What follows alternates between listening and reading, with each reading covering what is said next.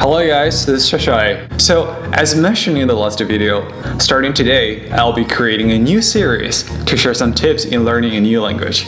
That being said, not only English, but any language that I would like to learn. The reason that this series took me a bit of time to produce is that I didn't want to talk about the same thing as many other people did, which are already great stuff. So instead of thinking from my own perspective, I went through a lot of public questions, typically looking for the challenges people are facing when learning a new language. In each episode that is coming in the next few weeks, we'll be discussing a specific challenge, find the cause behind it, and come up with a solution in the end. The full list of episodes will be attached in the description below. You may find it there. I hope you will find this series helpful. The theme for today is memorizing vocabulary is definitely not enough.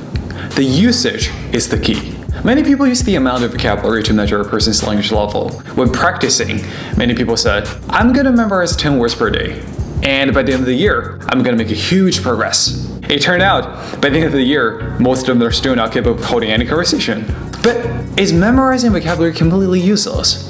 Definitely not. Because without having a certain level of vocabulary, you can't really do anything. Imagine that you're reading an article, 95 out of 100 words that you don't understand. It's even impossible to make a guess. So, what's the problem here? And how can we learn the vocabulary without wasting our time? Let's do a quick test. Feel free to pause this video if you need to. First, in English, tell me 5 local dishes from a hometown that you like. Second, think about something complicated that you tried really hard to memorize when you were at school, and see how much you remember it now.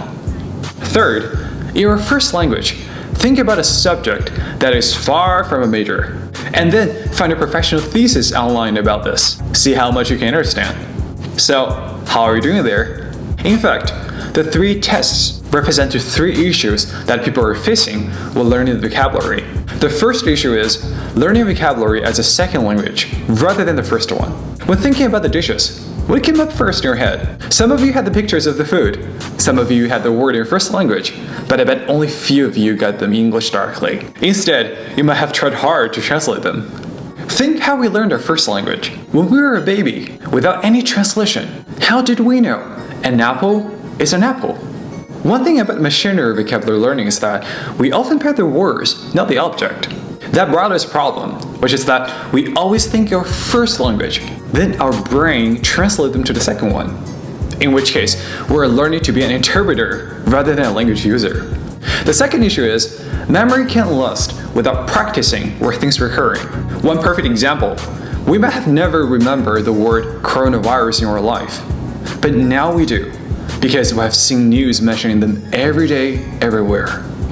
The third issue is we're learning a new language without a focus. Your school teacher might have told you, math is a new language, IT is a new language, and they're absolutely right. Due to the culture and the experience difference, even when we speak the same first language, there might still be barriers of communication. Learning vocabulary without a subject focus is basically like you are trying to learn philosophy and programming at the same time.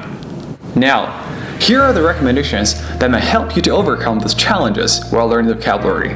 First, find your domain. Understand what part of the language you are trying to learn. What's the subject? And then find your source of vocabulary. Second, in terms of the source of vocabulary, try not to rely on vocabulary lists. Instead, learn them from readings and media. They will teach you not only the vocabulary, but how to use them in real life. And most importantly, if you do have a basic vocabulary level, try to read or watch solely in foreign language, without any translation, subtitles, or dictionary help. I know it's hard at the beginning. In future episodes, we'll elaborate more on this point. 3. The best way of doing the recurring practice is to find different content under the same subject.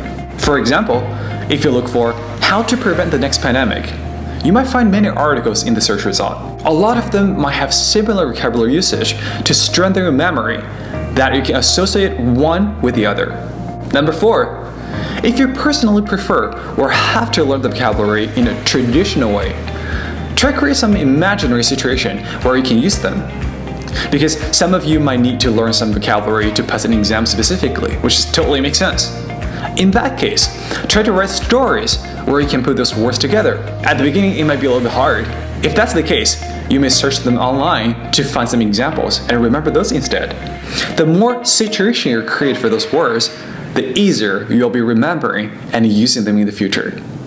People have their preferred ways of doing things. Therefore, this video is putting more effort on what's behind the problem and how to fix it.